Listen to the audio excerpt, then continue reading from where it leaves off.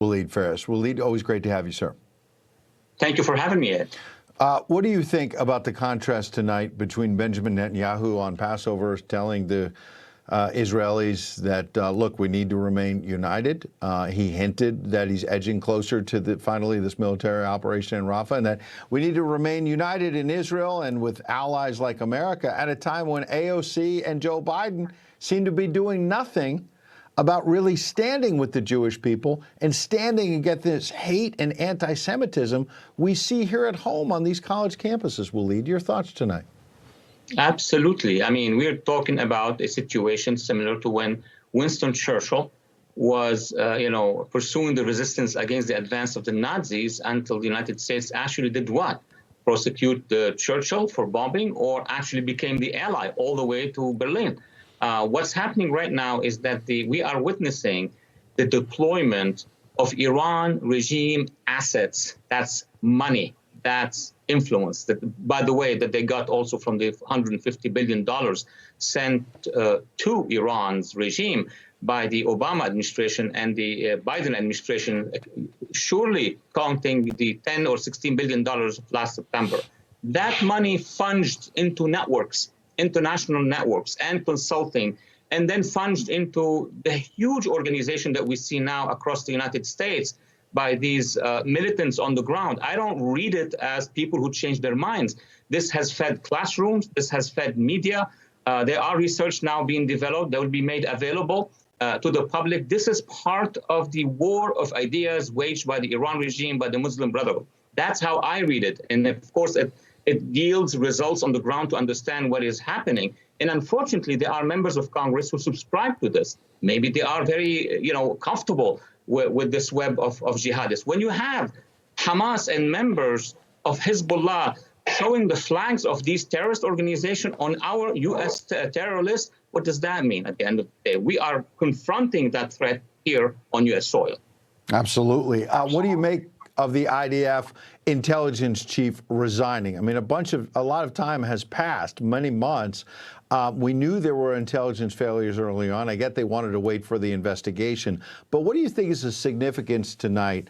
Is he just a sacrificial lamb? Is there more to this coming? Across the West in general, I mean, in liberal democracies, there are commanders, or even ministers or members of the command or governments who, propose that they would resign because the matter is not resolved and these countries are at war, as in Israel now, against terrorism. I think Israel is a country of institutions, the state of institutions. I don't remember personally well, but I read about the 1973 war where Golda Meir, the prime minister of Israel, she demanded investigations within the own IDF at the time.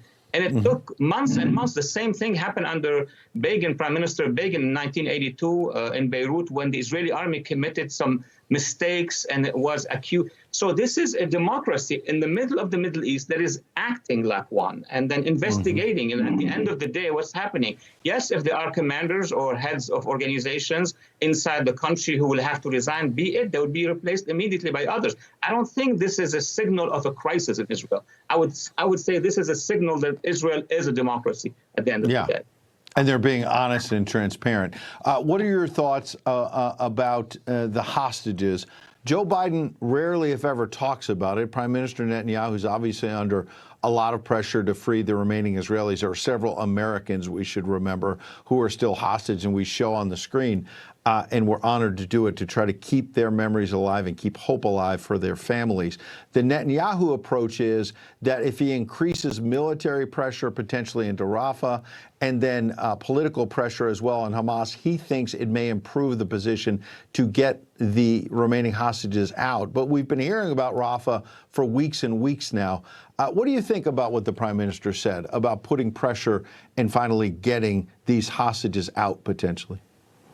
Let me begin by our shores here. The Obama-Biden strategy with Hamas, Hezbollah, and the rest is a strategy that says Israel should calm down. Egypt should calm down on the jihadists of Egypt. Saudi, UAE, all our friends and allies, they should calm down because we don't want to risk what? The collapse of the Iran deal. That's how they calculate. So now the pressure is on Netanyahu.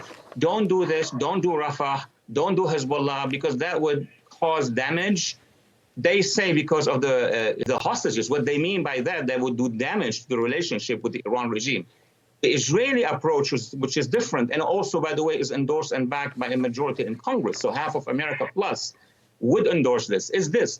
They put pressure on Hamas on the ground, meaning Rafah. Rafah has to be liberated from Hamas. But at the same time, they demand that the region and the United States put pressure on the only place that can do pressure on Hamas politically. Where is the lifeline from Gaza going? To Qatar. The leadership of Hamas is sitting in Qatar. We have a base in Qatar. We have special relationship with Qatar. So all we have to do at this point in time is seriously to tell the Qataris, either you put pressure, either you eject the Hamas leadership from your luxurious hotels, or we're going to have to revise our own relationship. Believe me, this will create in 48 hours so much pressure that Qatar will tell the Gaza leadership, the Hamas leadership, find a place in Iran, find a place somewhere else, because we're talking about hundreds of billions of dollars of interest between Qatar and the United States. But our administration refuses to do so because of the Iran deal. That's the circle.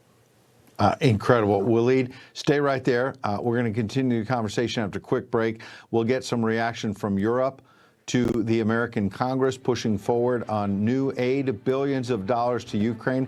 The Speaker of the House, his job may be on the line over this. We'll get reaction from Walid right after this.